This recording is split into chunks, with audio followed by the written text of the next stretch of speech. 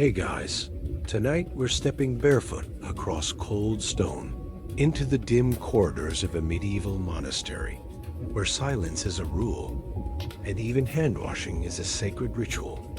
Imagine the sun dipping behind thick, mossy walls, the scent of damp linen and beeswax candles, and your stomach growling because dinner's not served until you perform the Lavatorium Ritual.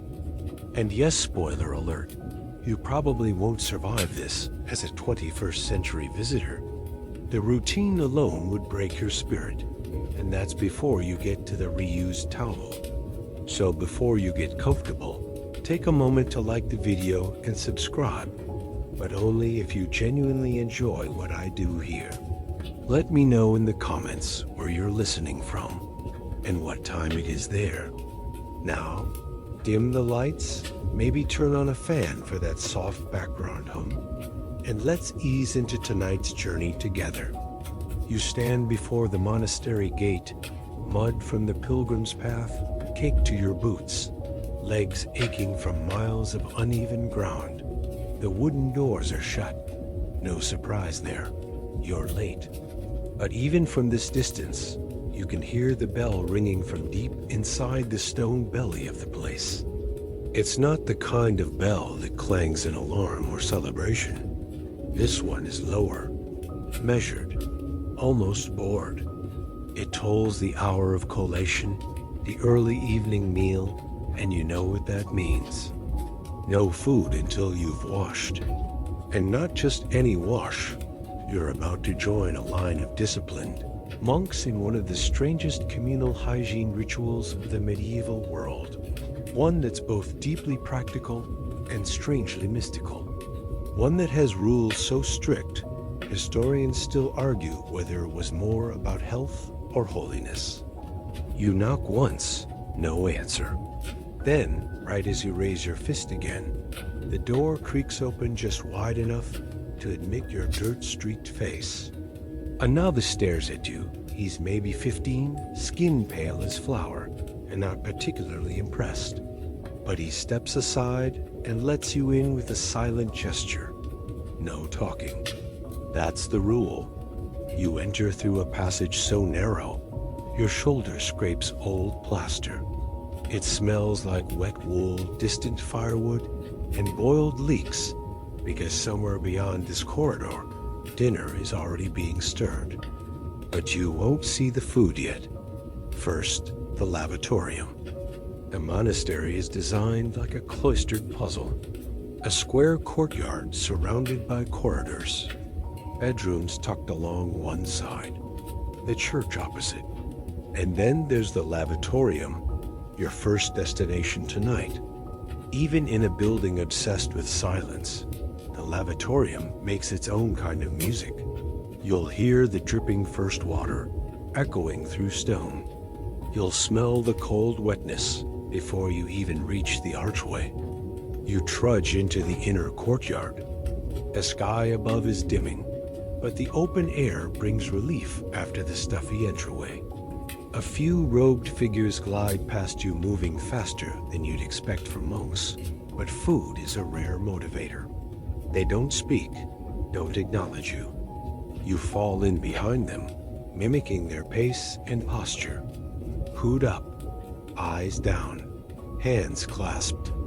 Try not to stand out too much, even if your modern sneakers squeak against the stone. The walk to the lavatorium feels longer than it is. That's partly because everything in the monastery seems built to stretch time. The walls are thick, the corridors repetitive. You pass a carved pillar that looks just like the last three. Maybe it is the last three. You lose your sense of direction almost immediately. That's intentional, by the way. Monastic architecture was designed to pull your attention inward, toward silence, routine, and repentance. Not exactly Airbnb friendly. Finally, you round a corner, and there it is, the gateway into the lavatorium, arched and dark. You hesitate at the entrance, partly because it looks like a crypt, and partly because the air that wafts out is 10 degrees colder. Someone really needs to fix the cross breeze in this place. Inside, the lavatorium glows with a strange beauty. It's lit by narrow windows set high in the wall, letting in thin slices of twilight. A long stone basin runs the length of the room, like a medieval trough. From small spouts carved into the wall, some shaped like lion heads, some just crude pipes, water flows in thin, steady streams. No faucets, no knobs, just constant, murmuring flow. This place is where monks wash their hands before meals. It sounds simple, but here's the twist. It's not just hygiene. It's discipline. It's symbolism. It's the quiet heartbeat of monastic life. You approach the basin, but pause as the other monks form a loose line. They don't jostle or chat. They simply wait, heads bowed slightly, as the person ahead completes their ritual. A monk steps forward. He doesn't splash water like someone in a hurry. Instead, he moves with eerie slowness, left hand over right, wrists aligned, and palms rubbed together in a smooth rhythm. You think of surgeons scrubbing in, except surgeons don't usually chant under their breath. A fun little detail. Some lavatoria were designed to be self-cleaning. The drain beneath the basin led to a separate cistern that flushed occasionally. Fancy for the 12th century. Others, though, where less charming historians found remnants of stagnant algae and even the bones of small animals that somehow ended up in the system. The novice from the gate is suddenly beside you. He gestures that it's your turn. You step forward. The water is colder than expected, icy, really. Your fingers flinch, and you try to hide it. You begin to mimic the motions you've just seen. Palms pressed, thumbs rotated, knuckles kneaded. It feels absurdly detailed for a pre-meal rinse. But then, so does everything in this place. And here's the thing no one tells you. This whole washing ritual probably did help with public health. In an age without soap, alcohol, or hand sanitizer, even a cold rinse reduced disease transmission. But whether that was the goal or a lucky side effect, historians still argue over it. You dry your hands on your tunic because you can't find the towel. The novice frowns at this. You've just violated a micro-rule. You feel it in your bones. Congratulations. You've been here 20 minutes and you're already spiritually flunking. But the bell rings again, this time louder, closer. Dinner is soon, and you've just made it in time. The bell's toll vibrates through the cloister stones like a slow heartbeat, measured and inescapable. It's not frantic or celebratory just there. Part of the monastery's metronome, calling every soul to its assigned place. One long tone, then a pause. Then another. You've already washed, or at least attempted to. Now, like the others, you pivot on heel and begin the quiet march toward the refectory. But still, no one walks directly there. First, everyone turns back toward the cloister walk, and once again, your feet begin to echo faintly against the stone. This is not wasted time. It's designed. The walk from the lavatorium to the dining hall isn't just a logistical path. It's a spiritual moment, a buffer zone, a chance to collect yourself after the ritual rinse and before the ritual silence of the meal. You walk beneath an arcade of arches, columns thick as tree trunks lining your way. Open air brushing against your robes, or in your case, your slightly damp hoodie. Cold drafts twist up from beneath the floor stones. Some of them are cracked, and through them, you catch glimpses of moss and tiny snails trying their best to reclaim the place. Nature never takes full leave, even here. The monks ahead of you form a slow-moving train of hoods and quiet footsteps. Their robes swish in unison, linen brushing linen. They don't walk casually. There's a rhythm to it, deliberate, practiced. You begin to copy them, measuring your gait, sensing your stride. Not because anyone told you to, but because standing out in this place feels like an offense. Somewhere above the cloister walk, perched on the stone lip of a carved window, a raven clicks its beak, watching, judging.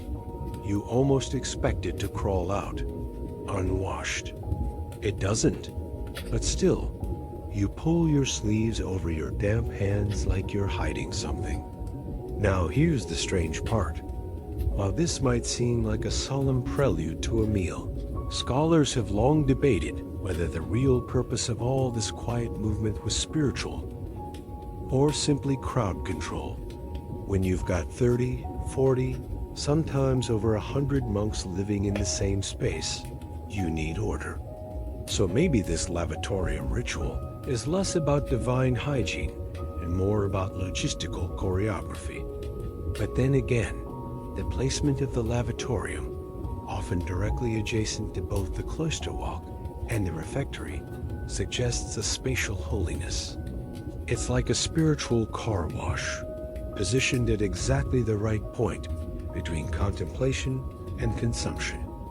Not everyone agrees, though. Some architectural historians argue it was just about plumbing convenience. Short pipes meant less maintenance. You reach the midpoint of the cloister and pause beneath a carved boss on the ceiling, a kind of medieval keystone. This one has a grinning lion. Its teeth are chipped.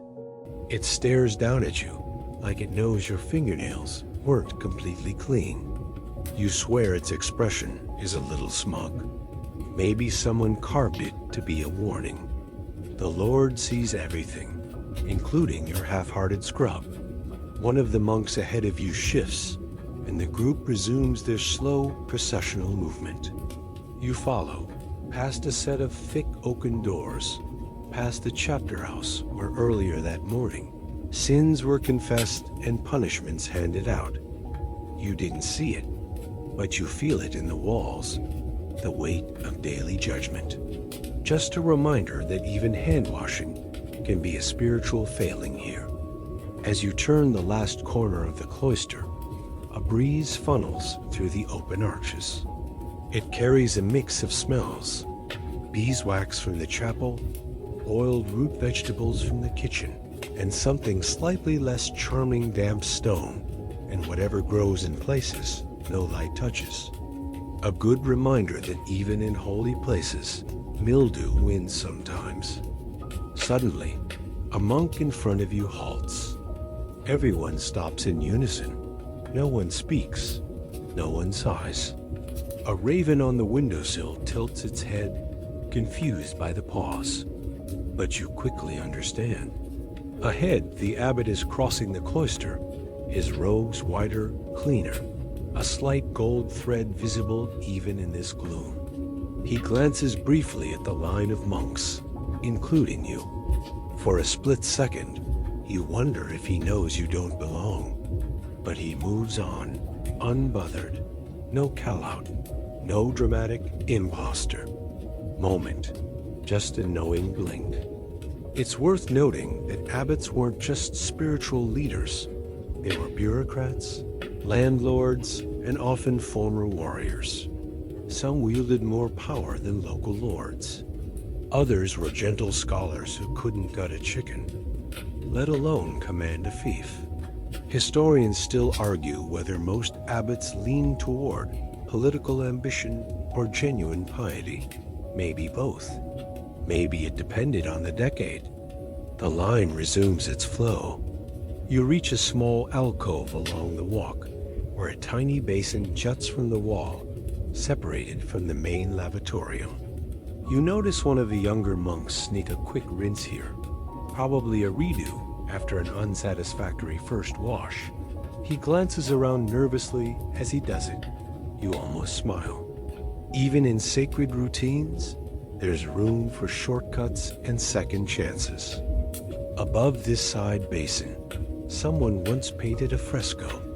Only fragments remain faded blues and reds. A foot, maybe the hem of a robe.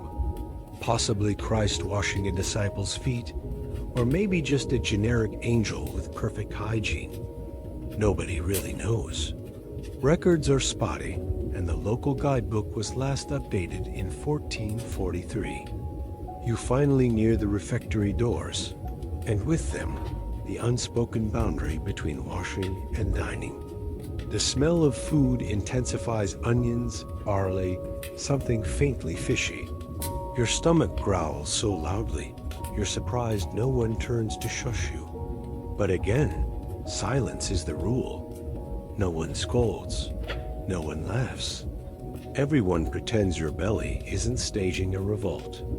But just before the door is opened, there's one final pause.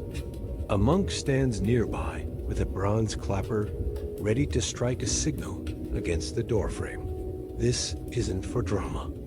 It's for alignment. No one enters the refectory until the sound marks the transition. You take a breath. One of the monks beside you does too, though you pretend not to notice. Then clang. The door creaks open. You step forward, following the motion of the line like driftwood in a current. Through the doorway and into the refectory corridor, but wait, not quite into the refectory itself. Not yet. Before you even reach the threshold of food and wooden benches and low-hung tapestries, there's still one more corridor to traverse. And of course there is. Everything here unfolds in deliberate layers, like a medieval onion, each ritual wrapped inside another. This corridor is dimmer than the cloister. The walls are thicker. The flickering torchlight along one side gives everything a medieval horror movie vibe. Shadowed arches, a gust of cold air that brushes your ears, and the persistent scent of damp wool. You try not to sneeze. It would echo like a cannon. Here, your destination is just ahead, the lavatorium itself. It's set into the side of the refectory wall, where anyone entering to eat must pass it, no exceptions. And though you've already visited in the first round of washing, now you see it through different eyes. Earlier, it was curiosity. Now, it's an obligation. You step under the low archway and enter the lavatorium proper. The first thing that hits you is the sound, not dripping, not rushing, something in between. It's the controlled murmur of water flowing from carved stone spouts into a long stone basin. The acoustics are strange muffled, like the space is wrapped in wool. You almost don't notice the footsteps behind you because the water commands your ears. The basin itself is waist high, stretching nearly the length of the room. The stone is dark, worn smooth by centuries of hands, calloused, blistered, chapped hands all converging on this same edge. Over and over, meal after meal, day after day. You place your fingers there now and feel the shallow grooves left behind. Not just erosion, evidence, memory. Monks didn't leave diaries, not most of them, but their fingers made this. Above the basin, the spouts themselves are a mixed gallery of sculptural talent. One is a lion teeth chipped and nose gone. Another is a grotesque face, tongue out in what might have once been comedy, but now looks vaguely like it regrets all its choices. And then, a plain pipe, no face, no flair. Probably the work of a very practical monk who hated drama. Water flows from all of them. Not torrentially, but steadily. It doesn't stop. That's the most impressive part. In a time when plumbing was mostly guesswork and prayer, this lavatorium works. Constant flow, fed by a gravity-fed cistern or an aqueduct hidden behind the stone wall. Some monasteries even diverted natural springs, channeling them through carefully sloped pipes to keep the water pure. Others weren't so lucky. There's a famous case of a lavatorium near York that accidentally tapped into a pig farm runoff channel. Didn't end well. No one likes pork-scented psalms. You join the line. Each monk steps forward in turn. No jostling, no side conversations. This isn't a bathroom queue. It's a ritual. A few of them mutter prayers under their breath. Others close their eyes as they wash, fingers tracing each palm with gentle deliberation. You notice it's not just hands. They also wash wrists and sometimes forearms. The movement is slow and meditative, almost hypnotic. You look closer. There's a subtle choreography. First, the right hand is cupped under the flow, then the left, then both palms pressed together. They rub in slow circles, not out of need, but out of devotion. It's more massage than scrub. Someone turns their wrists, letting water pool in the crease before flicking it off. 3 flicks, always 3. No soap? That surprises you. But in this place and time, soap was rare, expensive, and often stank worse than the dirt it removed. Monks relied on the purifying power of water alone and repetition. If you rinse your hands 3 times a day, every day, with cold water, you're at least ahead of the local pig farmers. You reach the front. The spout before you is shaped like a lammet's eyes, cartoonishly large, tongue mid-bleat. You imagine it saying, "Clean those fingernails, sinner." The water flows icy and immediate. It shocks your skin into wakefulness, like touching a metal doorknob in winter. You shiver, but hold steady. You repeat the motions. Right hand, left hand, palms, fingers, wrists. It's awkward at first, but your body starts to understand the rhythm. It feels old. Not in a dusty way, but in the way certain lullabies feel like they've existed forever. Your hands tingle. Maybe it's the cold. Maybe it's something else. Here's a fun wrinkle. Some scholars suggest this very lavatorium ritual was tied to spiritual cleansing, a symbolic removal of worldly impurities before eating, because meals in a monastery weren't just meals. They were sacred acts, reenactments of the Last Supper, echoes of divine hospitality. But others argue it was far more pragmatic. With shared bowls, shared bread, and absolutely zero utensils, clean hands were essential. Again, historians can't quite agree. Welcome to medieval studies. Just as you're finishing, you spot something at the base of the basin, a small scrap of cloth caught in the drain. It looks ancient, stained with rust and something darker. Maybe blood, maybe wine, maybe beet juice. You don't ask, you don't touch it, but your imagination runs wild. One last flick of water, and you step aside. A novice takes your place, mimicking your movements. He looks like he's been here 2 weeks, and is still convinced he'll get sent home for sneezing. You nod to him, barely perceptible, and he stiffens like he's just been knighted. Poor kid. To your right, a monk holds a small wooden bowl filled with herbs, lavender, sage, and what looks like crushed thyme. He dips his fingers and rubs them against his pulse points, wrists, neck. You catch a whiff. It's surprisingly lovely. Turns out some monasteries added scented oils to mask the less than appetizing smell of the drains. Not all monks had the same hygiene standards. In fact, one famous reformer once wrote that Benedictines were holy in prayer and hopeless with armpits. There's a low chime, a call, not a command. The monks form into 2 columns, still quiet, still in rhythm. You fall in behind them, dripping slightly, but cleaner than you felt all day. The lavatorium fades behind you. Its water still flows. Its stone still remembers.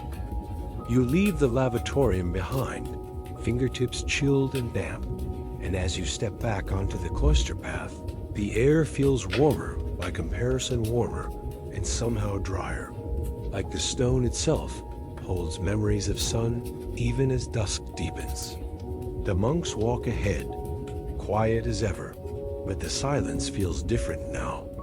Before, it was stiff with expectation. Now, it hums with readiness, the kind that comes before a shared meal, or perhaps a quiet miracle. And that stone basin, the lavatorium, it still echoes in your mind. You turn for a final glance and pause just outside the archway. Let's look at it again, shall we? More closely this time. Because this space, carved and constructed centuries ago, is not just functional. It's an architectural riddle, one where every choice feels like it might mean more than it should. The basin itself is long and narrow, like a trough for sacred cattle, and runs parallel to a wall, tiled in stone, the color of old parchment. You trace a line from one end of the basin to the other with your eyes, and realize something. It's perfectly level. That's no accident. A sloped basin would waste water. A tilted spout would splatter robes. Someone, likely a mason with aching knees and too much pride, made sure this basin sat as evenly as a holy altar. Above it, the carved spouts are fixed into a single horizontal stone shelf, a lavabo arcade, if you want to impress your friends at dinner parties. Each spout is framed by a tiny arch, many of them decorated with vines or abstract patterns. In some monasteries, this arcade featured figures from scripture. Moses striking the rock, Jesus washing feet, saints holding towels. But here, it's more minimal. Just curves and curls. Geometric restraint. This was a Cistercian monastery. After all, Cistercians were not into decoration. Anything remotely fancy made them twitch. Now step back a few feet. The entire lavatorium space opens into a vaulted alcove, its ceiling ribbed like the underbelly of a whale. Each rib ends at a boss, those round carved junctions where the ribs meet. One of them depicts a scallop shell. Another has a sun with a human face, cheeks puffed out like he's blowing wind across the basin. It's hard to tell whether he's meant to be divine or just deeply uncomfortable. Some historians suggest these carved ceilings served as reminders of humility. Look up, remember the heavens. Others argue they were a flex, a way for Masons to say, we may be celibate, but we still have mad skills. And then there's the floor. It's easy to miss, but crouch down a little. There beneath the basin, running like a shallow trench, is the water channel. It starts just beneath each spout, dips into the basin, and disappears into a small opening carved into the flagstones. The drain. You might not think much of it, but this is where the lavatorium really earns its architectural applause. That drain connects to an underground system, a series of clay or lead pipes that channel used water far away from the refectory, past the kitchens, and ideally into a garden or greywater trench. Monks weren't just spiritual, they were engineers. At Fountains Abbey in England, one such lavatorium system used over 400 meters of buried pipework. It was so effective, parts of it still work today. Meanwhile, your modern apartment has a sink that clogs if you so much as look at it wrong. Another curious feature sits tucked into the corner of the lavatorium. A small, box-like stone shelf, built waist-high with a dip in the center. You wouldn't know what it is unless someone told you. It's a towel station. No, not fluffy individual cloths monogrammed for each monk. Just one, maybe two linen towels hung on wooden pegs or laid in that dip, shared by every hand that passed through. By modern standards, that sounds like a recipe for a plague. But monks argued that purity of heart kept germs at bay. Bold move. Of course, not everyone agreed. A few records survive of monks writing passive-aggressive notes about Brother Cuthbert's damp towel behavior, or the mildew odor rising near the southern wall. Even holy men had petty hygiene disputes. You place a hand on the edge of the basin once more. The stone is smoother now under your fingers. Or maybe you're just attuned to its texture. Either way, you feel the quiet pride of its construction. No one built this to impress nobles. No tourists ever came to marvel at it. But someone still spent days, maybe months, chiseling that lamb-faced spout, measuring angles, smoothing joints, aligning water channels so gravity could do its ancient silent work. Here's a wild fringe theory. Some scholars believe lavatoria were aligned with astrological patterns designed so that at certain times of year, sunlight would strike the water just so. They claim it symbolized the alignment of earthly cleansing and heavenly light. Others call that bunk and say the builders just liked a good east-facing wall. The room is beginning to empty now. The last of the monks have filed out toward the refectory. Only a few novices remain, drying their hands with methodical care and trying not to make noise. One of them seems to be counting under his breath, fingers tapping the stone. 1, 2, 3. Perhaps a penance. Perhaps he just enjoys the rhythm. You stay a moment longer. Something about the space invites lingering. Maybe it's the echo of water. Maybe it's the echo of life. After all, this isn't just a sink. It's a memory engine. Every mealtime for generations, monks came here and washed. Some were angry, some are tired, some are starving, some serene. All left part of themselves in the cold splash and echo. You take a final glance toward the carved lion spout. Its mouth trickles water as always, but you imagine it speaking just once, in gravelly Latin. Go now, they're waiting. You nod, step back, and join the others heading into the place where silence meets supper. The moment you step away from the lavatorium, your hands tingling with the last traces of cold water, you notice a change in the air. Not temperature, but texture. You're moving from the echoing chamber of the wash basin toward the refectory, and with every step, that damp, mineral tongue of flowing water is replaced by something subtler: roasted roots, warm bread, and a faint wisp of incense. Dinner is near, but more than food, you're approaching meaning. And all of it, you realize, started with that simple act of washing your hands. But was it really so simple? Let's pause a moment and consider the water itself, not just where it came from, but why it mattered. Because in this monastery, water isn't just a convenience. It's a symbol, a tool, a reminder, and if some monks are to be believed, a mirror of the soul. You remember how it felt, cold enough to sting a little, alive in the way only natural water can be. Not the recycled hum of a modern tap, but something fresh, something drawn from a spring or a rain-fed cistern, possibly rooted along hand-carved stone aqueducts hidden beneath your feet. Some monasteries, like the one at Cluny, were practically hydro-engineered fortresses. Gravity-fed water systems channeled from hills miles away. The monks didn't just settle near water, they controlled it. And here's where the theological symbolism flows in. For monks, water represented more than just cleanliness. It was the physical embodiment of spiritual renewal. Baptism, of course, is the obvious reference. But even beyond that, water was tied to monastic ideals. Humility, self-purification, discipline.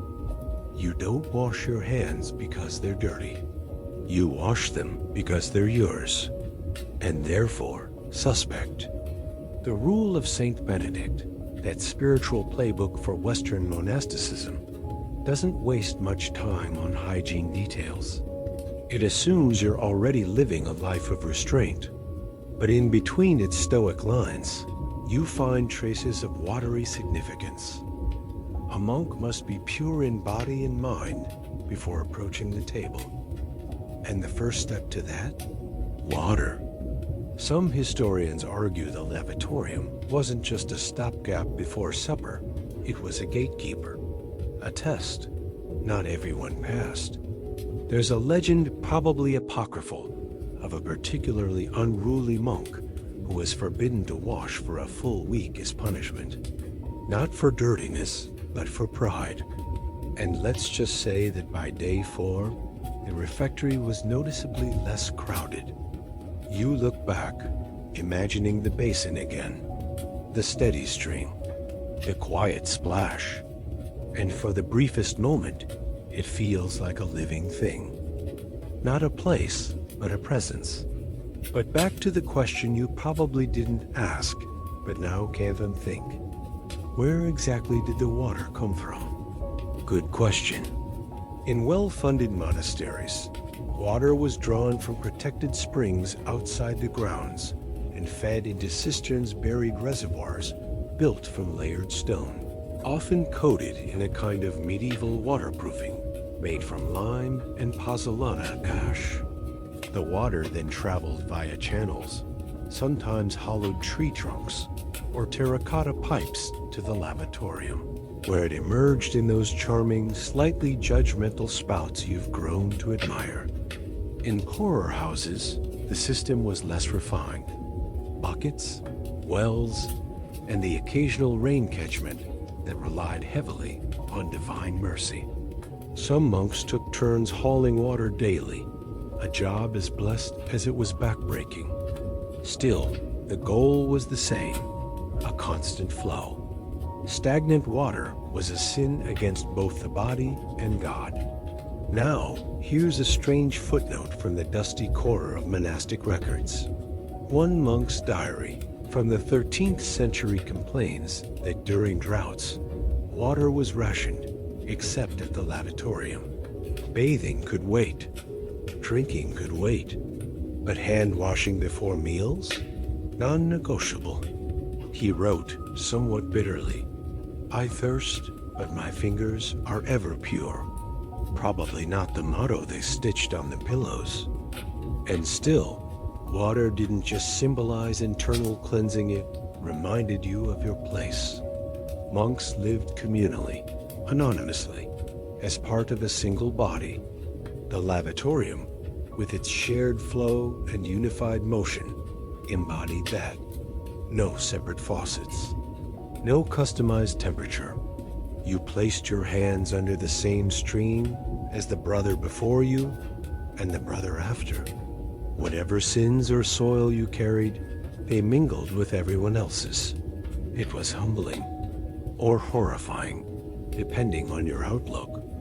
Some even claimed to feel more than just cold fingers during the ritual. One 14th century novice swore that during evening washing, he saw visions reflected in the water faces of saints, flickers of fire, even a pale hand reaching out.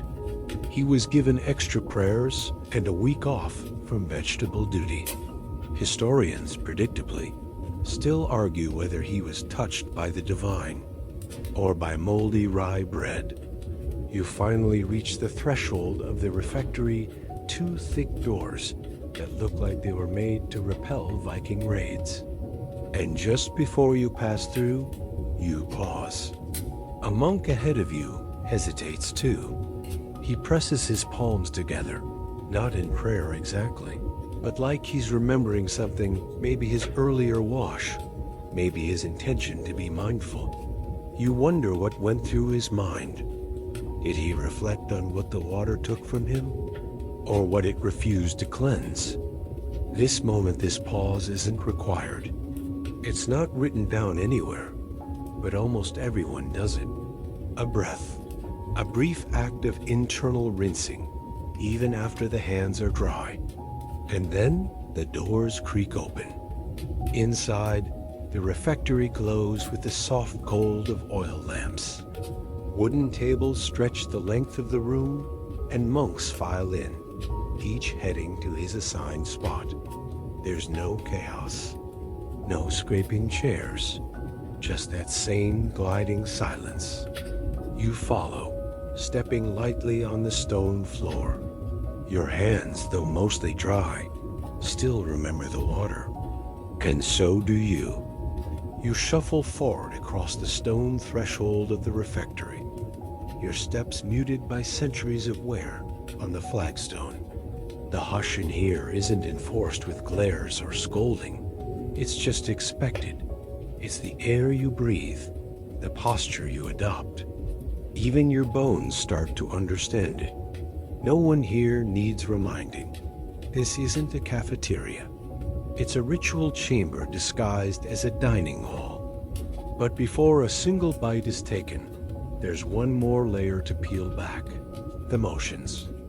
You slide into your place along the bench, low and rough with age, beside two monks who glance at you only briefly before returning to their contemplative gazes. One stares blankly at the flickering wall torch, like it owes him money.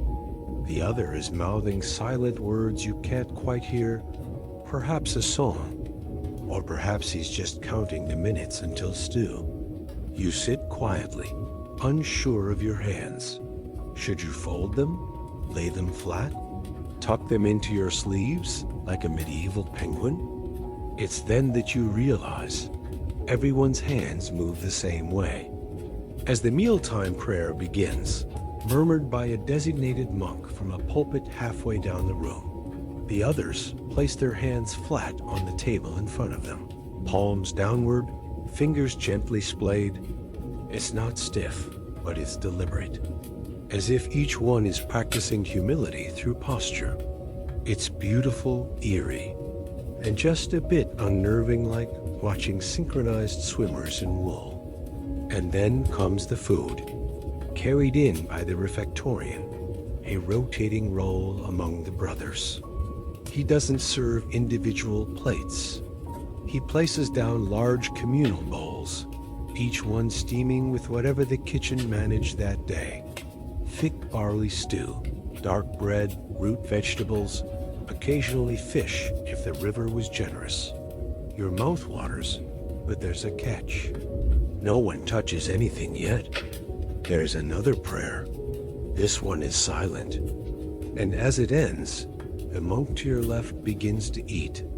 But before his hand goes to the bowl, he performs the washing motions again. Not with water, those were already done. But his fingers move across his palm in 3 smooth strokes, like he's reminding himself how he got here. You watch others do the same. Right hand on left, palm to palm, then a brief press of the thumbs. It's not dramatic. You'd miss it if you blinked. But it's everywhere. This is what no one outside the monastery ever sees. The echoes of the lavatorium, the memory of the water repeated like a ghost ritual in dry air. A phantom ablution. It's oddly touching. You try it too lightly, tentatively, palm against palm, just once. Your fingers still remember the cool water, even now. Why these motions? Some scholars believe they were meant to reinforce discipline, not just before meals, but in the meal. A reminder to eat modestly, mindfully, without grasping like a hungry beast. Others argue it was a kind of muscle memory conditioning. Monks weren't always saints. The occasional food fight did happen, one Cistercian chronicle, scolds a brother for enthusiastically distributing peas by the fistful. These little hand motions helped regulate impulse. Wash, eat, repeat. Be calm, be controlled. You take your first bite. The stew is better than expected. Warm, earthy, and just a little salty, like it remembers the sea. No one speaks. Instead, a lector and another monk on a daily rotation stands at a wooden podium and begins reading from a Latin manuscript. It echoes just loud enough to cover chewing, but soft enough not to drown it out. Tonight's reading is from the Psalms. You recognize a line about clean hands and a pure heart. Fitting, poetic, slightly passive-aggressive. You glance again around the table and notice something else. The hands are always above board. No one hunches over their bowl or cradles food in their lap. Posture matters. Cleanliness matters. And though the lavatorium is no longer in sight, it lingers here like a second presence.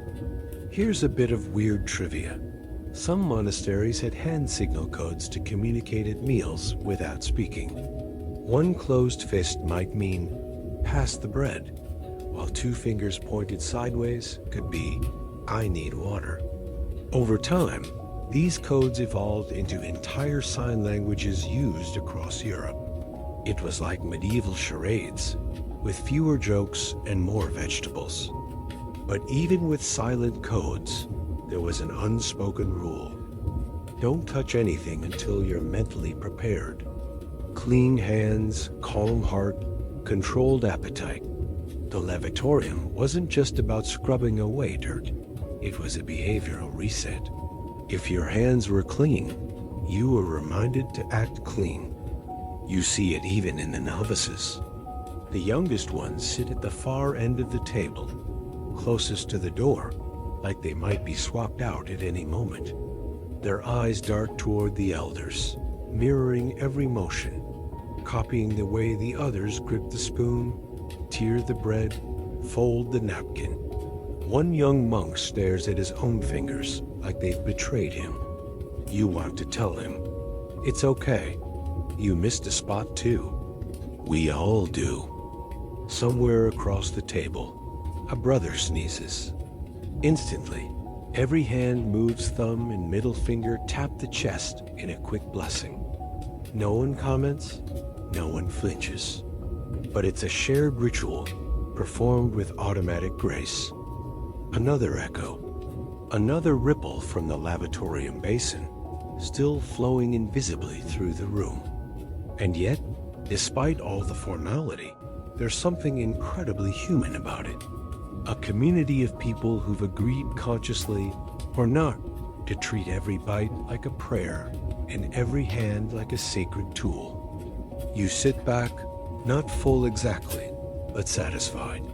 The food was humble, the silence comfortable, and you feel, in a strange way, that your hands are still part of the ritual. That even when dry, they're not quite done. Your hands rest lightly on your knees as the final bites disappear from bowls along the refectory. There's no scraping of chairs, no relieved sighs, no one leaning back with a self-satisfied belly pat. The monks continued as they began silent, composed, fingers clean.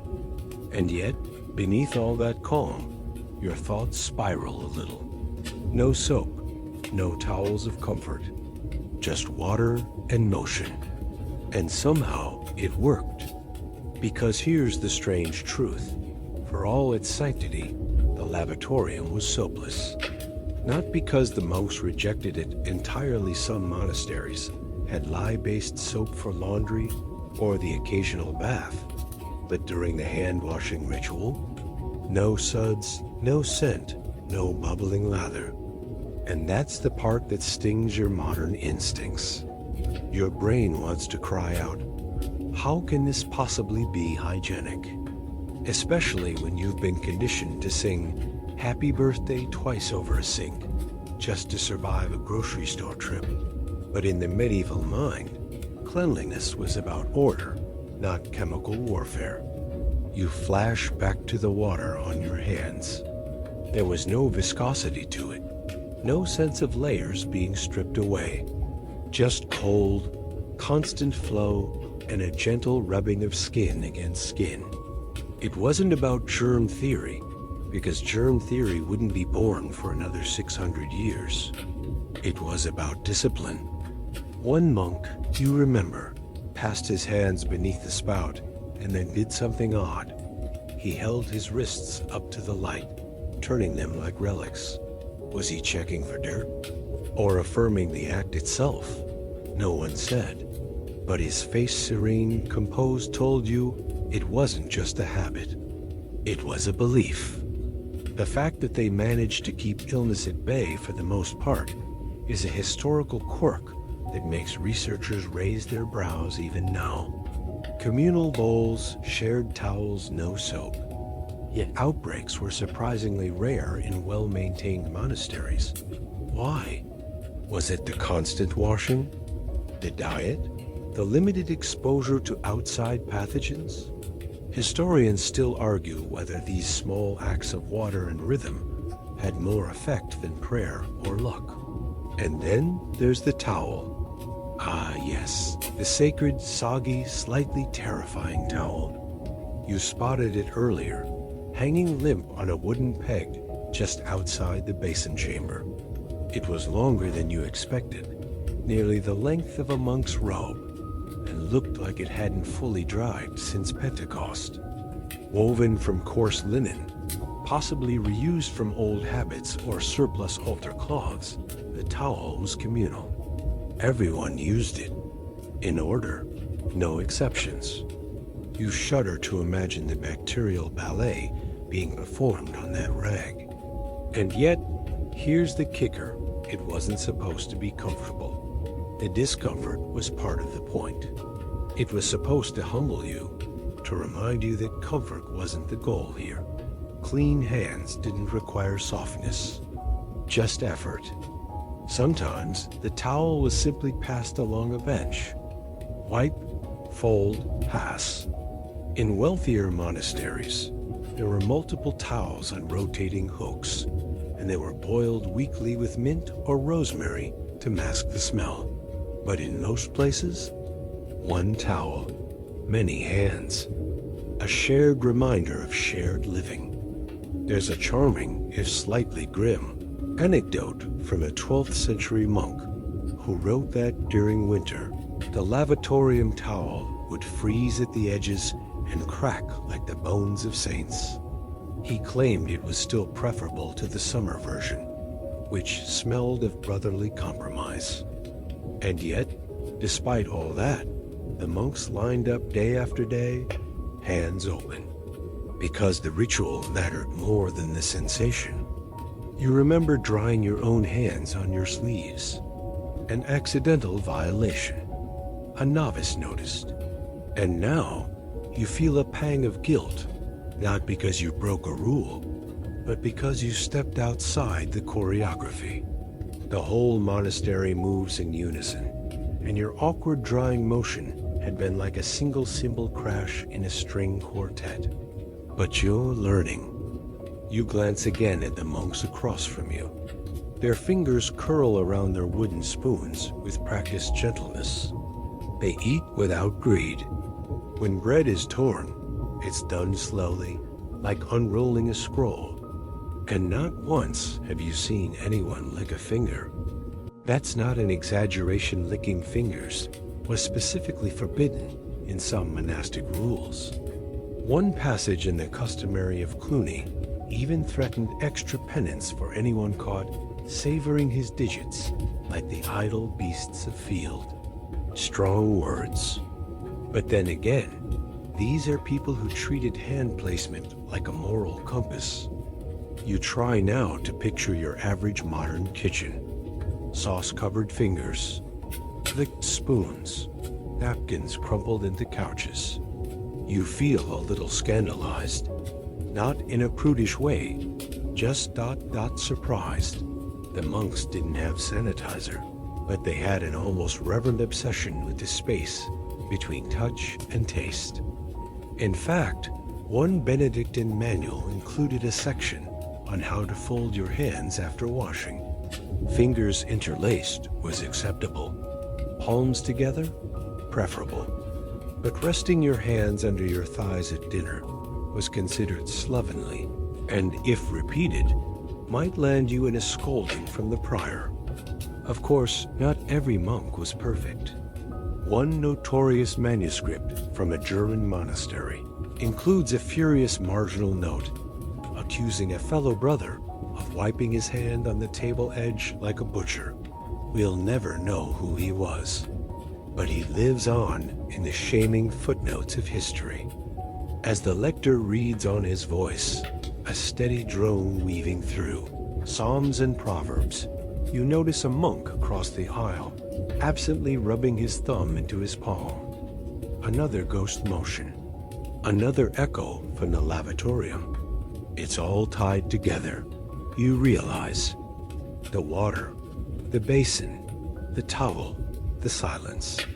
Each detail may seem small on its own, but together they build a system, a rhythm, a belief.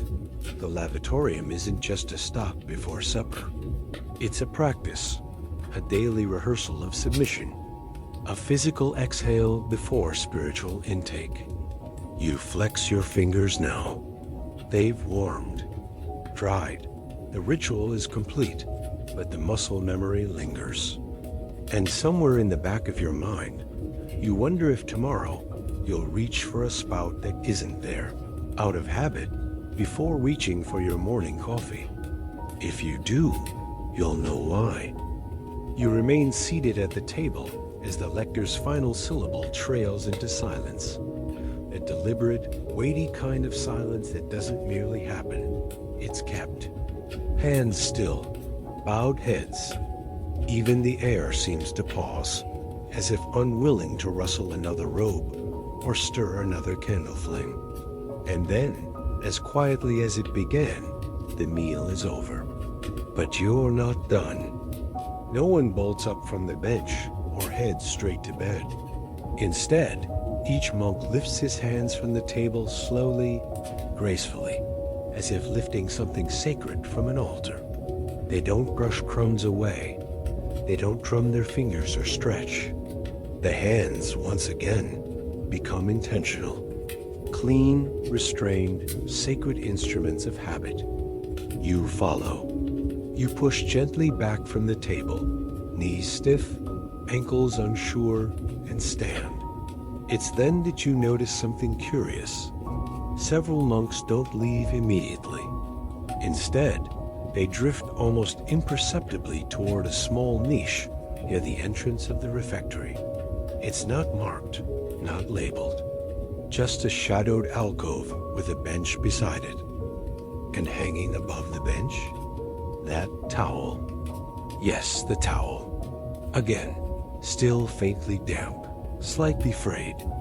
The same shade of linen that always seems to look both clean and vaguely haunted. You realize something else. Monks are drying their hands after the meal, too. It makes sense when you think about it. They've just shared bowls, passed bread, dipped fingers, there's residue. But this second drying isn't frantic or scrubbing.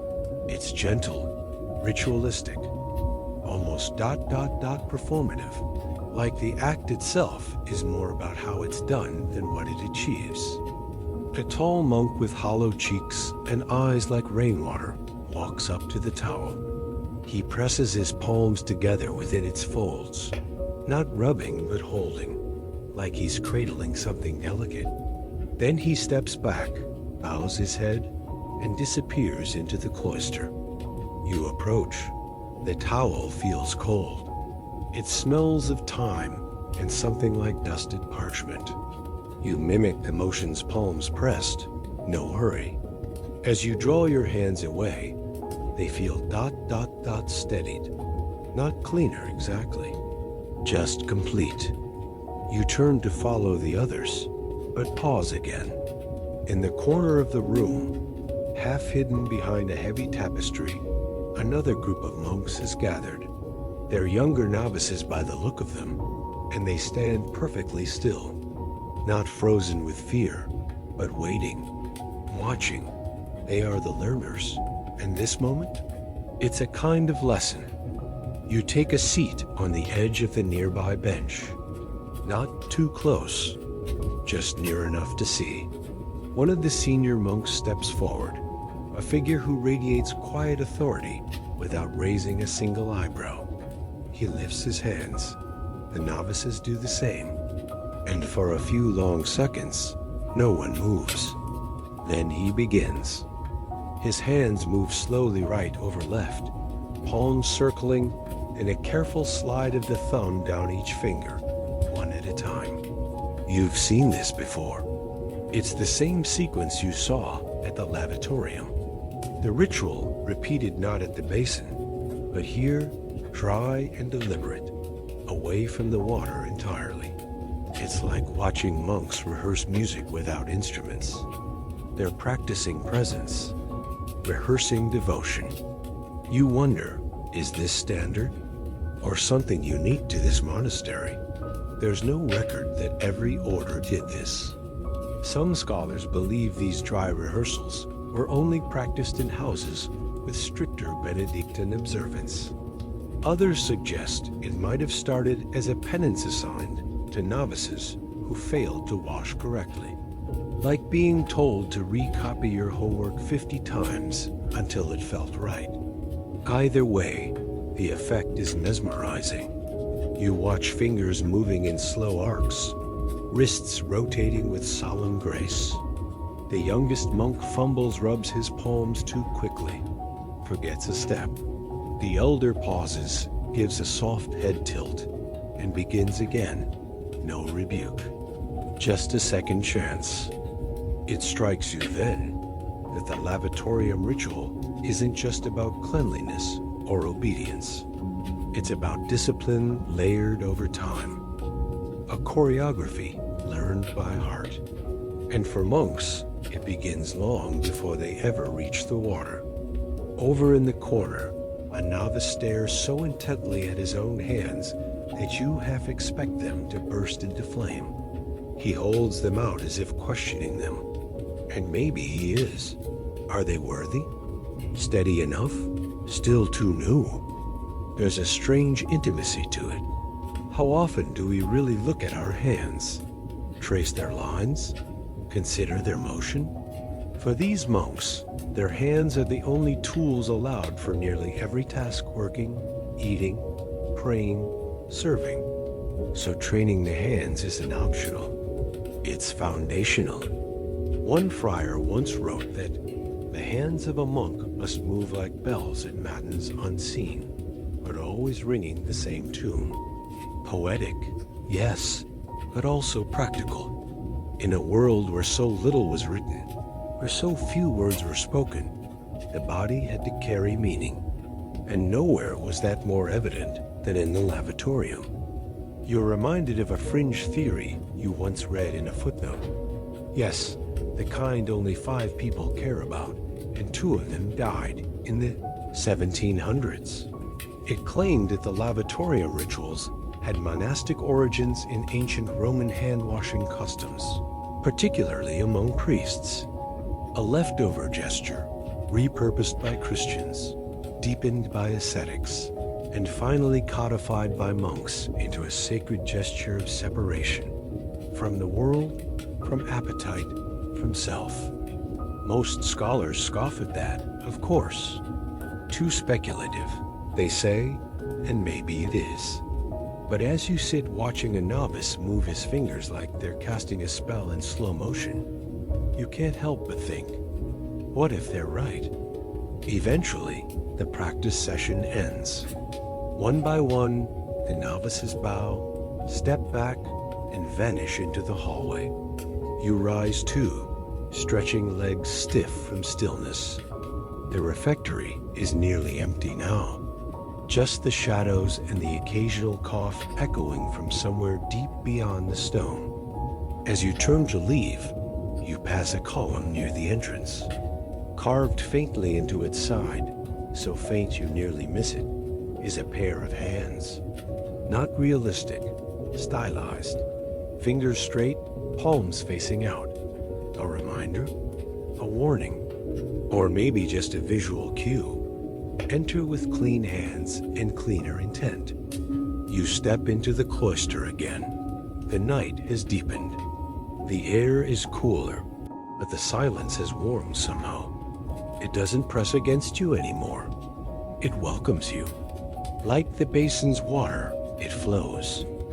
You walk beneath the cloister arches, your footsteps muffled against the worn stone, and it hits you again how much of this place is built not for sound, but for silence.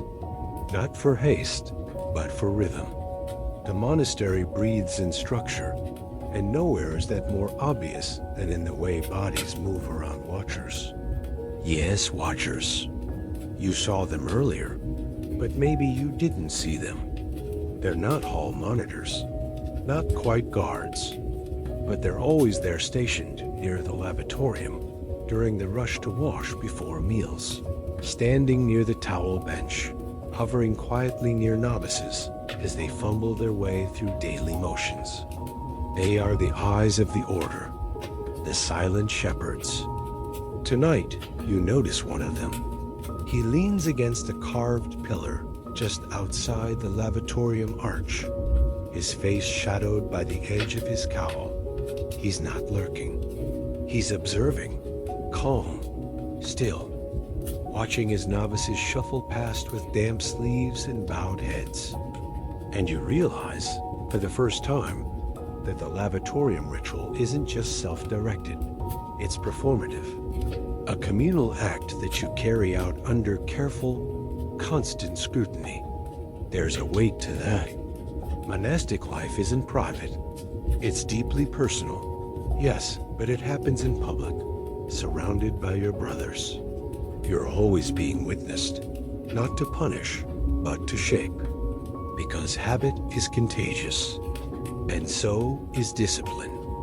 The Watcher's senior monks, often those nearing the end of their lives, stand guard not to shame you, but to reflect on you.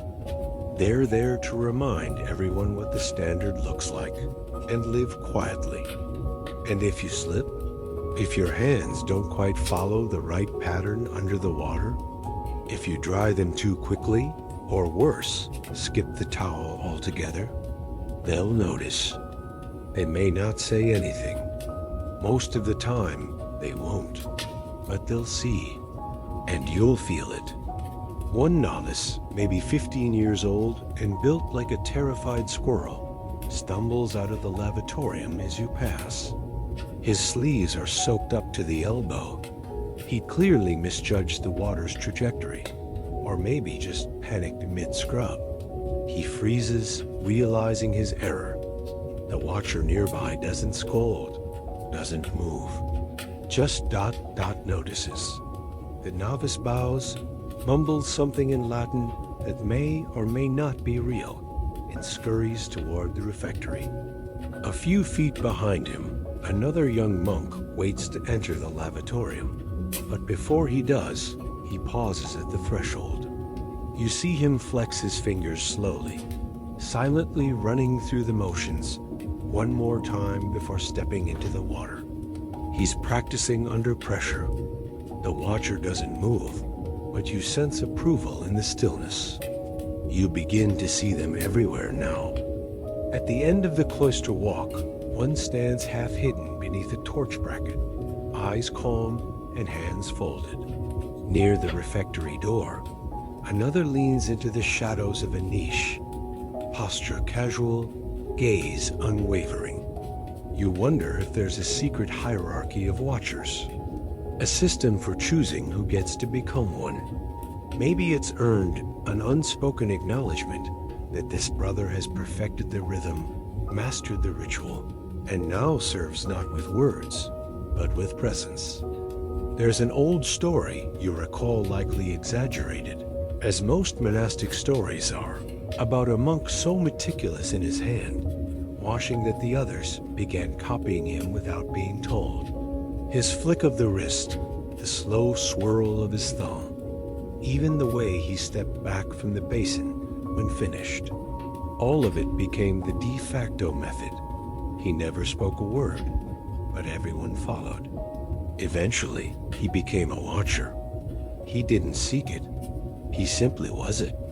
A mirror of discipline so polished, it reflected everything around it. This idea the monk is mirror is central to monastic teaching. You don't correct others by calling them out. You do it by doing the thing well enough that others can't help but notice. It's passive instruction, embodied leadership. You're not a boss, you're a quiet gravity. That's what the Watchers are. Of course, not every monk welcomed that level of scrutiny. Some chafed. One 13th century letter from a particularly irritable brother at a thing. French abbé complains that Brother Simon stares too deeply, like a goat weighing judgment. Historians still argue whether Simon was genuinely harsh or simply had unfortunate eyebrows. But the fact remains, being observed affects how you act. And in the monastery, this wasn't considered a flaw. That was the point. You glance back toward the lavatorium and remember your first attempt at the ritual, your rushed fingers, your sleeve-drying faux pas. You wonder now who saw, who judged, who, in their silent observation, hoped you would notice and self-correct. Because here's the secret of the lavatorium. It trains more than your hands. It trains your awareness. To move gently when someone is waiting behind you. To time your exit without rushing. To wipe the edge of the basin if your splash goes rogue. And to do all of that while being quietly watched. And here's the twist after a while. You start to watch yourself. The scrutiny internalizes. Your fingers begin moving with care, not because someone might notice, but because you might notice. And if that isn't spiritual growth, what is? The silence deepens as Compline approaches. You notice monks beginning to drift toward the chapel, hoods up, posture soft with end-of-day fatigue. And yet even now, some still stop at the lavatorium, even though dinner's done. Even though no meal follows, they wash again. Not because it's required, because it's part of them now. You stand in the corridor outside the lavatorium arch and lean lightly against the cool wall. You imagine yourself not as a guest anymore, but as a watcher. What would you see? Who would you nudge back into rhythm without words? Who would you model the right motions for, simply by doing them well? It's a funny thought. You, standing here in your mismatched shoes and uncertain posture, becoming part of this centuries-old chain of unspoken instruction. But it's not that far off, because in a place like this, you become what you repeat. And if you wash with purpose, if you dry with care, move with attention, pause before speaking, you eventually become someone others watch. Maybe not today, but eventually. You step back from the wall, nod once at the basin's quiet trickle, and turn toward the chapel light.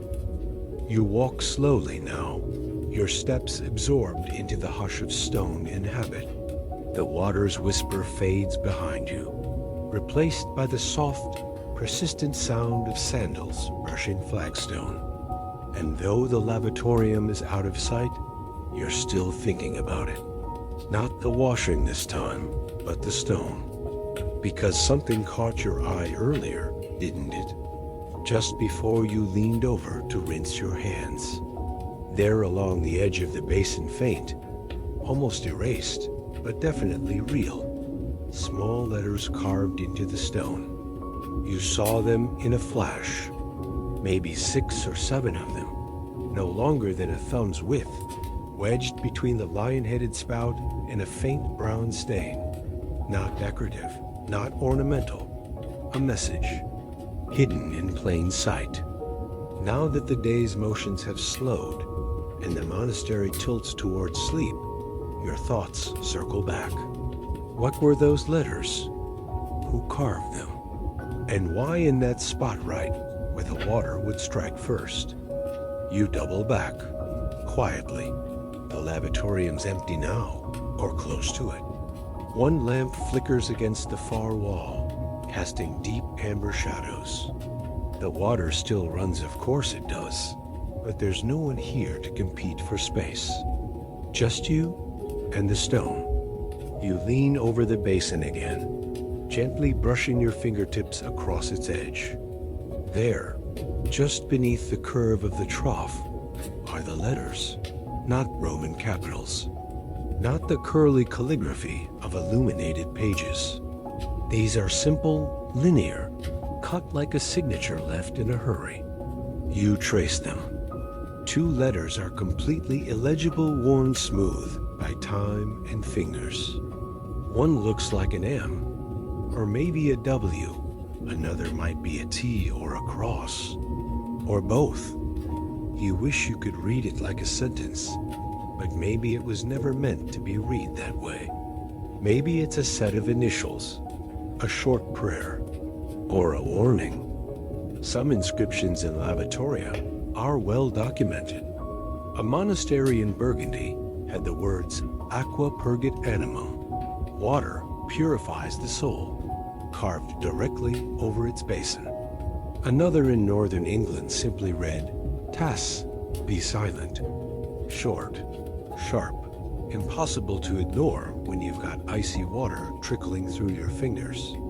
But here, it's ambiguous, faint, and that somehow makes it more powerful. You tilt your head, try to catch the inscription at an angle. Sometimes light reveals what fingers can't, and sure enough, more markings, barely visible in the curve beneath the towel hook. This time, not letters, just symbols.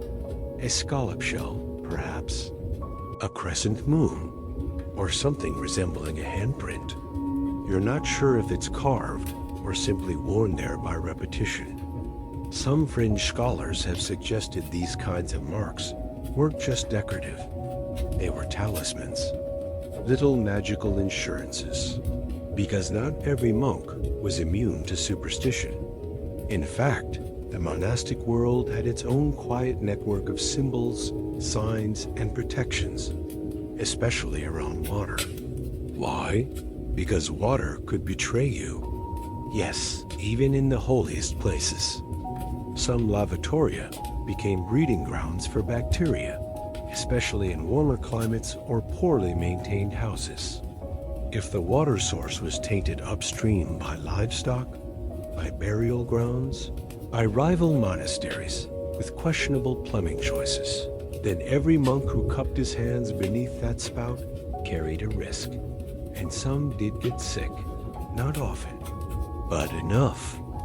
There are records quietly worded, slightly embarrassed of entire dining halls cleared for a week due to stomach unrest. And in almost every case, the lavatorium was blamed. So to protect themselves, monks began to mark their basins with prayers, with saints' initials, with little protective signs tucked between the spouts. Nothing flashy, nothing you'd notice unless you were looking.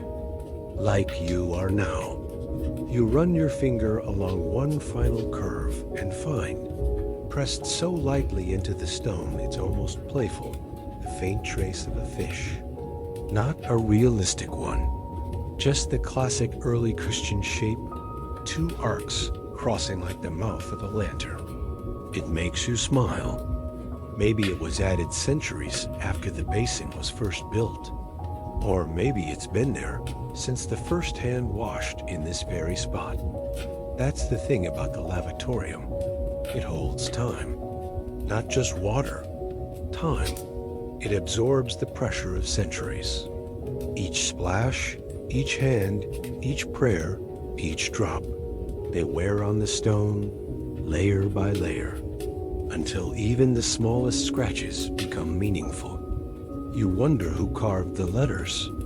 Was it a novice, anxious on his first day, needing to leave something behind in a place that made him feel invisible? Was it an elder, long before becoming a watcher, quietly claiming a piece of the basin he stood beside for 50 years?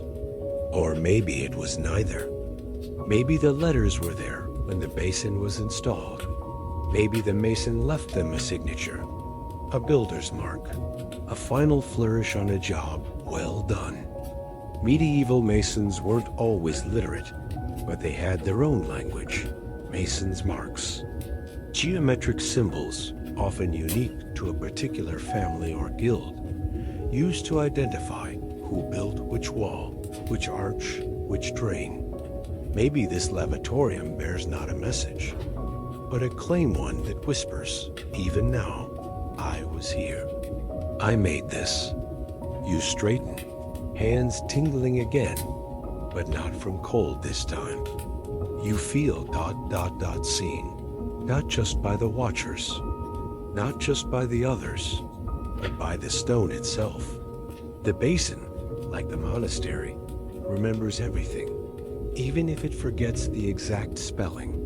You step back into the cloister, the lavatorium's light shrinking behind you. Somewhere in the distance, a bell rings once low, final, unmistakable. Compline, the final prayer of the day. You turn toward the chapel, but this time you walk slower, eyes tracing every curve of the wall, every crack in the stone. You wonder what's hidden in those surfaces. What names? What symbols? What memories? The lavatorium is behind you, but its marks have followed you forward. You glide into the tail end of the cloister walk, just as the others are filing into the chapel for Compline. There's a quiet expectancy in the air lamplight, flickers through narrow stained glass. The cold breath of the stone rising up around your ankles like mist. But your mind is still swimming with water, with the basin, with the ritual you just witnessed, and the words you couldn't quite read. And now your stomach reminds you, you have eaten. Only recently, in fact. That barley stew is still settling in your belly like wet gravel, humble and filling. And yet, somehow, the meal feels like the background detail in a larger scene. Because for monks, eating wasn't a daily indulgence. It was an act of obedience, and no one was permitted to arrive at that moment unprepared. That's where the lavatorium came in. You washed your hands not only to cleanse them, but to cross an invisible line from the secular to the sacred. But once you did that, once you dried your palms and entered the refectory, your mouth was suddenly no longer your own. Because here's the part that modern visitors always find odd. You may not speak. Not a word. At first, it feels oppressive. You sit there, food steaming before you, and the instinct to whisper anything is overwhelming. You want to ask if someone can pass the bread. You want to joke about the monk who nearly dropped the soup bowl. You want to say, "Did you see that carved lion spout in the lavatorium?" But you don't, because mouths here are not tools of social connection. They are instruments of prayer. Silence during meals wasn't just etiquette. It was policy, sacred policy. According to the rule of Saint Benedict, silence at meals allows the soul to listen. To God, to conscience, to the words being read aloud from the pulpit. And also, let's be honest, to the not-so-silent digestive noises of the person sitting directly next to you. The only voice allowed belongs to the reader. That monk at the pulpit, his voice, is the soundtrack of the meal. And while you chew, he chants scripture, sermons, saintly lives. Some evenings, the readings are stirring. Other times, let's just say it's a 14-page lecture on the spiritual significance of figs. You learn to take what you can get. But don't be fooled. Just because the room is quiet doesn't mean it's dull. Watch their faces. You notice the way monks interact without speaking. A glance here, a raised eyebrow there, a hand signal passed down the table, a two-finger motion that might mean bread, or Brother Hugh is hogging the peas again. In many monasteries, monks developed full non-verbal lexicons, able to communicate complex needs with just a flick of the wrist or tilt of the chin. One 12th century account lists over 60 gestures, ranging from "I need more wine" to "the lector mispronounced Galilee again." Some were earnest, others decidedly snarky. Monks may have taken vows of silence, but not vows of humorlessness. But despite the occasional wink or smirk, the overwhelming atmosphere was reverent, and the Lavatorium Ritual set the tone. Because once you washed your hands, the shift occurred. You weren't just a body entering a room to eat. You were a soul preparing to receive both food and wisdom. You had washed off the world, or at least tried to. And yes, the silence served another purpose too. With no one talking, you couldn't show off, couldn't boast, couldn't gossip. This was important. The monastery was about killing the ego, not feeding it. And meals, just like matins or work in the garden, were opportunities to practice humility. The food was simple. The voices were quiet. The hands washed and still were a kind of physical prayer. Still, human nature finds its cracks. In the margins of a particularly crusty old monastic record, someone once scrawled this line: "Brother Tomas whispers more with clean hands than others do with wine." Whether that was a compliment or an insult is unclear, but it proves a point. Silence can be broken in more ways than sound. Even now, as you remember your own time in the refectory, you can feel how the lavatorium lingers there. That initial wash, it wasn't just a box to check. It changed the room, made you sit straighter, made you chew slower, made you think before you moved your hand to the bowl. Because the water didn't just clean you, it warned you. One medieval abbot wrote that to eat with unwashed hands is to speak before listening, which ... fair, but also dramatic. Still, the principle holds. The lavatorium was a pause button, a reset.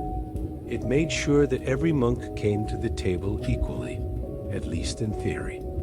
And when guests arrived, oh, it got interesting. Pilgrims, bishops, once in a while, even royalty. They'd show up, dusty and curious, and suddenly the monks had to share their basin. Imagine it, a visiting noble, decked in rings and fur-lined gloves, awkwardly fumbling through the hand motions under a spout shaped like a goat's head. Meanwhile, a novice nearby tries not to laugh. A watcher raises one snowy eyebrow.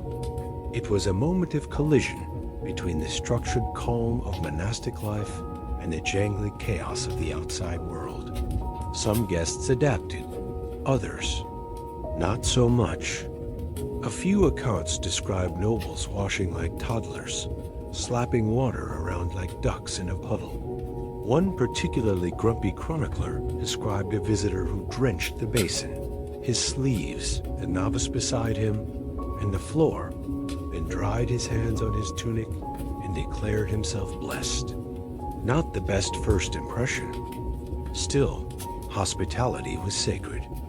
Guests were allowed expected, even to participate in the lavatorium ritual. It was a gesture of humility, of equality. You washed as the monks washed. You stood in the same line, bowed over the same basin. For a brief moment, your wealth, your titles, your politics all washed down the same drain. But make no mistake, you are being watched.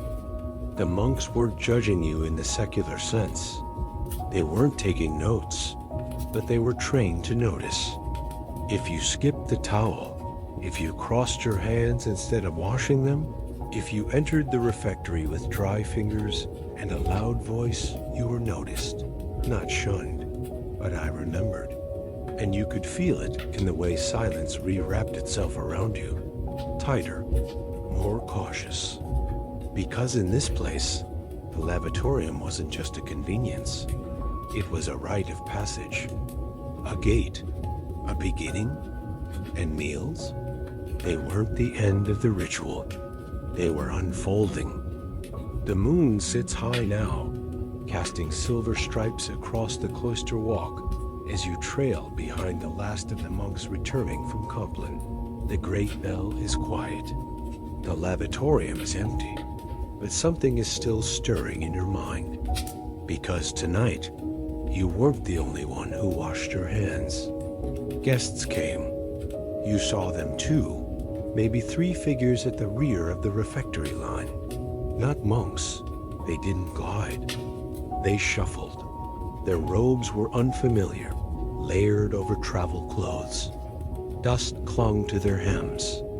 Their hoods hung low not from reverence, but weariness. And now you realize they had to wash too. That's the beauty and perhaps the tension of the lavatorium ritual. Everyone washes, even if you're the king of France.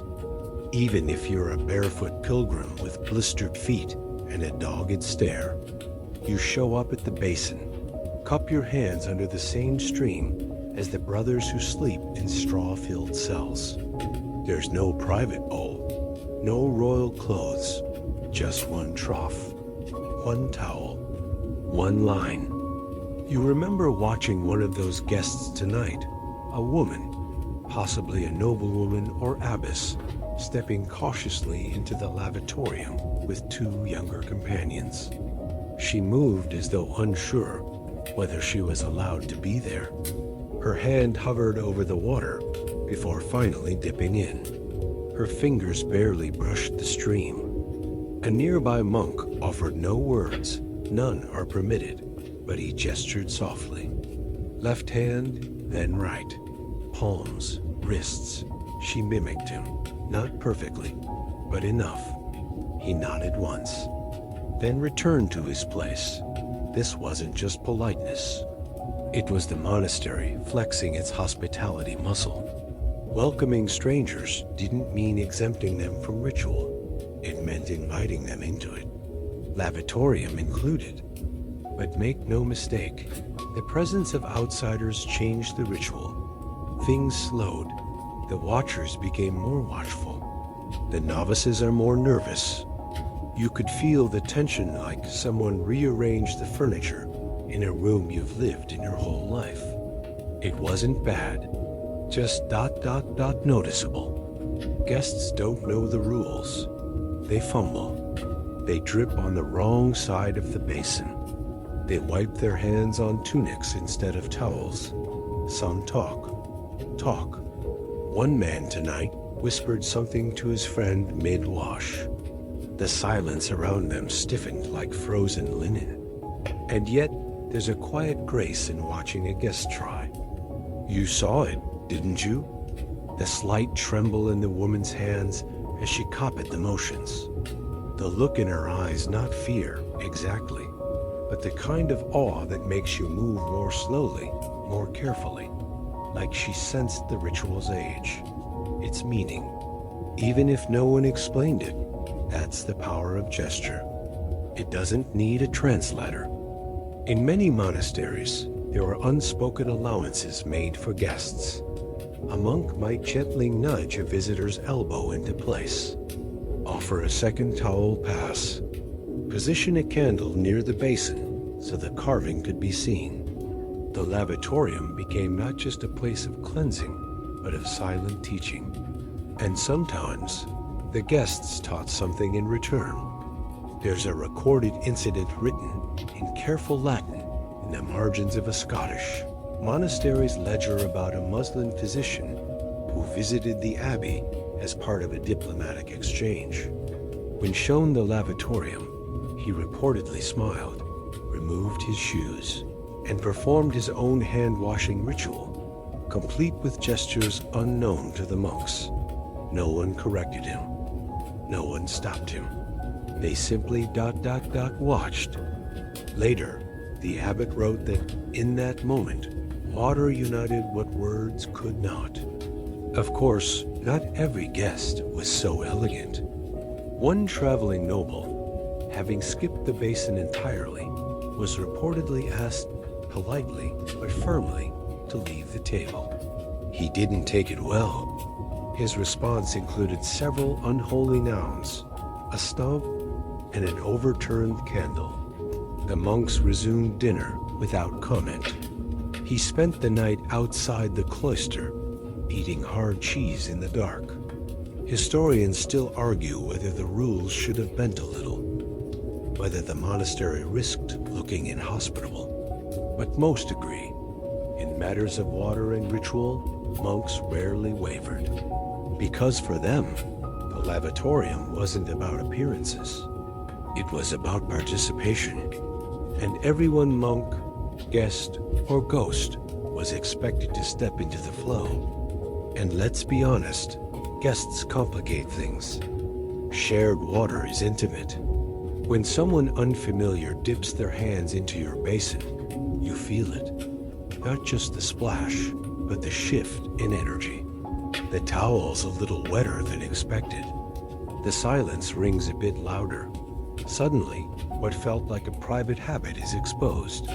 But this, too, is part of the monastic test.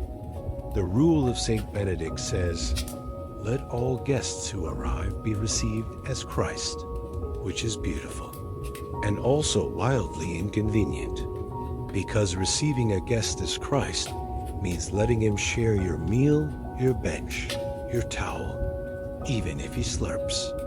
Even if he dries his hands on his dog, you absorb the discomfort. You wash your hands afterward, and you keep the ritual alive. You recall the youngest monk tonight, barely more than a boy, who stood back as the guests entered the lavatorium. His shoulders were tense, his brow tight. He clearly wanted to correct something, maybe point out the missed wristwash or the improper drying technique. But he said nothing. Instead, he watched. And after the guests left, he stepped forward and washed his hands again. Not in judgment, not in fear, just to reset. As if the water itself could smooth the wrinkle in his mood. And maybe it did.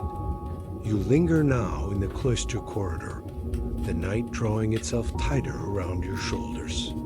Somewhere, an owl hoots once. Brief, unapologetic. You wonder where the guests sleep. Probably in the guest house, near the outer gate.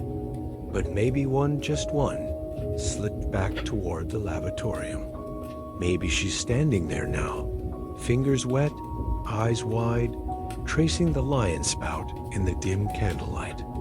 You wouldn't blame her. There's something magnetic about that basin, especially for outsiders. It's not fancy, not warm, but it's steady, predictable, holy, in its own unassuming way. And you realize the lavatorium is the monastery's first handshake, its first real invitation. It doesn't say welcome, it shows it, with water and stone and silence. You move quietly now, steps slow as the hush of nighttime deepens. The monastery seems to exhale, each corridor settling into stillness. No bells, no chants.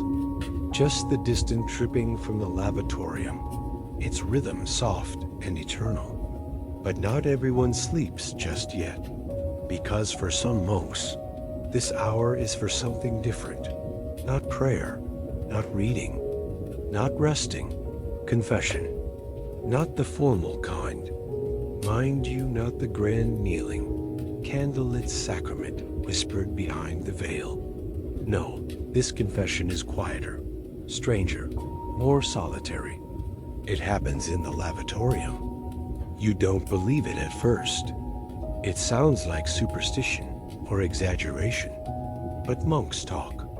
Even in silence, stories slip between them like wind under a door. And the strangest stories always lead here to the basin. You circle back under the pretense of walking the cloister, but really, your curiosity's pulling you like thread. You reach the arch again, that familiar curve leading to the stone basin, the carved spouts, the cold air hush. And just as you step into the threshold, you pause. Someone's already there. A lone figure stands at the far end of the basin, back turned, hood down. He's older, his tonsure shines under the lamp's flicker. He's not washing his hands. He's just standing, still, facing the water. At first, you think he's lost in thought, but then he moves. Just slightly. He reaches out, dips his fingers into the flow, not like someone rinsing before supper, but like someone testing the temperature of memory. He murmurs. You can't hear the words. You don't want to hear the words, because they're not for you. They're for the water. And now it hits you, this isn't hand washing. This is letting go. The water here doesn't just carry away dirt. It carries weight, thoughts, guilt, words left unsaid in chapel, anger bitten down during dinner, a sideways glance, a missed song. It all ends up here, swirling briefly in the basin before slipping down the drain. Some monks, you've learned, return to the lavatorium long after meals have ended, not to wash again, but to speak into the water. Not full confessions, those go to the prior, but smaller things, private fears, regrets, wishes.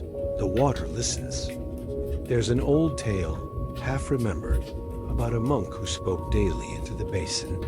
Each evening, same time, same posture. Just a few whispered words, then gone. No one asked what he said, until one night, after years of silence, he died. They found a small piece of parchment hidden in his cell. A single line, "The water never judged me." Some say the story is apocryphal. Others insist it's true. Historians still argue whether the lavatorium was ever meant for this kind of intimacy. Whether it became a place of personal ritual because of design, or simply because monks needed somewhere safe to be broken. You believe it. The place already feels like confession's cousin, quiet, cold, humble, no candles, no gold, just stone and trickling sound. No one watches, no one interrupts. The monk at the basin finally straightens. He wipes his hands on his robe, not carelessly, but slowly, like the motion matters. Then he turns and walks past you, not acknowledging your presence. You step aside as he passes. His eyes are wet, not from tears, from water. You step forward now, your own feet echoing gently into the empty chamber. The basin awaits, as it always does. You hesitate and reach out. The water is colder now, sharper, as though night has sunk deeper into the pipes. You let your fingers rest in it, unmoving. You don't speak, but you think. You think of the novice you saw, struggling to follow the motions. You think of the carved letters you couldn't quite read, of the guests who dipped uncertain hands into ancient grooves, of the watcher near the pillar. And now, this monk whispering burdens into running water. And it strikes you, this basin has heard everything. Not just splashes, not just silent prayers, but decades of shame, joy, uncertainty, envy, exhaustion, all trickled down the same carved edge, swirling with flakes of skin and silence and faith. You wonder, can stone absorb confession? If it can, this lavatorium might be the most compassionate listener in the entire monastery. You look down and see your own reflection barely, distorted by the ripple. Your face, the ceiling, the past blended together for a breath, then gone. You reach for the towel, half draped on the peg. It's warm, just barely. Someone used it recently. You press your hands into it and find yourself copying the older monk's pace. Slow, quiet, respectful. This isn't just drying now. It's closure. You step back and bow not to the basin, but to the space, the moment, the silence it offers. And when you leave the lavatorium, you notice your shoulders feel lighter, as though something really did wash away. Not sin, not in the grand sense, but maybe the edges of something smaller. And maybe that's enough for tonight. You follow the corridor out of the lavatorium with a slower step now, the kind that comes after a long exhale. The monastery sleeps. A few lamps burn low in distant corners. The chill in the hallway deepens, but your thoughts are warm, circling again around that ancient basin, that gentle stream, those whispered words in the water. And yet beneath the calm, there's something else lurking. Something you haven't yet seen. Something you smelled once faintly beneath the rosemary and thyme. A hint of it when the towel was wetter than it should have been. A sourness in the corners of the drain. Because as holy as this ritual might be, someone has to maintain it. And tonight, you learn that someone is Brother Leo. You meet him by accident. You're turning down the narrow passage that runs behind the lavatorium, curious where the water goes, when you nearly trip over a wooden bucket filled with what you hope is mud. Beside it, a monk kneels with a long iron rod poking into the floor. He looks up. He's older, round-shouldered, his cowl pushed back to keep sweat off his brow. He's not praying. He's not contemplating. He's scraping. Oh, he says plainly, you found the drain. Yes, you did. It's not glamorous.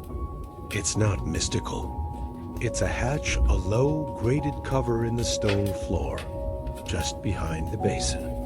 Beneath it, darkness, a tunnel, and an odor that makes you question everything you ever believed about spiritual purity. Brother Leo smiles wearily. Twice a week, he says, gesturing to the rod. More in summer. You crouch down, peering through the grate. A narrow brick channel stretches away into the dark, just wide enough to crawl through. And yes, something is moving down their water, mostly. But also sediment, leaves, floating debris, possibly a rat, possibly several. Lavatorium's beautiful, Leo says, rocking back on his heels. But like everything beautiful, it rots if you don't tend it. He's not being poetic. He means it literally. Here's the hidden truth. The lavatorium, that serene space of washing and ritual, is only as holy as its drainage system. And that system? Not divine. Very, very human. You look at the rod he's holding long, rust-flecked, hooked at the end. A scraping tool. A medieval plumbing snake. It's meant for prodding blockages in the stonework and occasionally pulling up the cause. What's the worst thing you've pulled out? You ask before you can stop yourself. He snorts. One time, a pair of sandals. Another, part of a chicken. You don't ask for elaboration. Turns out, lavatoriums often ran into trouble, especially when their drains connected to older plumbing from other parts of the monastery. Kitchens, gardens, even the infirmary. Water flow wasn't always predictable, and sometimes, during heavy rains, the whole system backs up. Imagine it, the entire hand-washing line forming, monks cupping their hands under the carved lion spout, only to receive a polite trickle of foul-smelling sludge. It happened more than once. There's a record from a 15th century priory where a failed drainage repair caused the unclean water of the barnyard to burst upward into the lavatorium. The entry ends with a note that the abbot ordered an emergency fast to purify the spirit and the pipes. Monks weren't plumbers, but someone had to become one. That someone was usually the least lucky or least vocal brother. Hence Leo. He lifts a clay lid off a side trap and pokes again. The rod hits something soft. He sighs. Wool, maybe, or old roots. You can't help but you peek again. The pipe is lined with moss. Water dribbles past like it's late to a funeral. You realize the lavatorium isn't some elegant standalone miracle. It's part of a living, vulnerable system. A system that breaks, freezes in winter, floods in spring, clogs with human hair and bits of straw, draws insects, attracts frogs. There's even a legend from a Bavarian monastery about an eel that made its way up the drainage channel and became something of a pet, until, of course, it became soup. Leo stands, wipes his hands on his robe. You want to be holy? Clean drains. You believe him. Because holiness, here, is maintenance. Silent, unsung work that keeps the ritual going. Without it, the whole thing collapses. No water, no washing, no supper, no peace. There's a strange humility in it. You've spent all this time marveling at the motions, the rhythm of fingers, the prayers, the symbols carved into stone. But it turns out, holiness lives in grimy places too. In the trapdoors, in the iron rods, in Brother Leo's stained sleeves and knotted fingers. Before he goes, Leo offers you the rod. You take it. It's heavier than it looks, cold, balanced. He smiles. Next time you admire the lion spout, remember what it takes to keep him from belching muck. You hand it back. I will, and you will. You return to the lavatorium again, just to listen to the water. It still flows clean, clear, precise. But now, you hear more than beauty. You hear effort, labor, responsibility. Because every sacred thing has a dark side, a wet side, a side that smells like mildew and must be scraped by torchlight twice a week. And someone has to love that side too. The final bell has long since tolled. The cloister sleeps. Even the wind seems to tread more lightly now, brushing past arched windows without disturbing their hush. You move slowly through the dark, past the now quiet lavatorium, its stone basin glinting faintly in moonlight that filters through high slits in the wall. You stop just outside the passage and look back one last time. The water still runs. Always it runs. Not a gush, not a roar, just a thread of motion as steady as breath. This is the last wash of the day. At Communal, all the body rests, but the hands, they get one more chance. One final rinse, not to prepare for eating, but for sleeping. It isn't a requirement in every monastery, but in many, this became an unspoken tradition. The final gesture of the day, to step quietly into the lavatorium after prayer, place your fingers beneath the cool stream, and let the day fall away. It's a different wash than the one before supper. That one had a kind of urgency, your belly calling, your brother's watching. This one, it's soft, unseen, for you alone. You move through the threshold again, alone now, into the empty chamber. The lamp is low. The shadows are tall. The spout nearest you, the one shaped like a scallop shell, dribbles gently. Its edges are slick with moss, not unsanitary, just dot, dot, dot alive. You kneel, not from rule, but from instinct, and lower your hands into the basin. The water is colder now, night cold. It bites gently at your skin and then recedes into numbness. You don't rub. You don't scrub. You simply rest your palms under the flow and let it do what it has done for hundreds of years. Wash. So much has happened since your first rinse. You've learned the motions, the meanings, the hidden burdens. You've met the watchers, the novices, the guests. You've seen the drain. You've seen the marks in stone. And still, the ritual feels new. Every monk who's ever lived in this place has stood here, in this quiet hour, water catching in the folds of their fingers like silver thread. Some were tired, some sorrowful, some are angry, no doubt. Some are peaceful. But all of them paused, dipped their hands, and chose to close the day with this one act. There's something beautiful about that. Not dramatic, not epic, just steady. You lean forward slightly, let your hands soak. Then slowly, slowly lift them free. Drops trail down your wrists and disappear into your sleeves. You reach for the towel. It's dry now mostly. It carries the scent of lavender, and beneath that, the faint memory of 100 other hands. It's not gross. It's communal, shared, familiar. You press it gently between your palms. 3 times, not because you must, but because that's the rhythm now. That's the breath. Once, twice, a final time. You hang the towel again, just as you found it. Then you pause.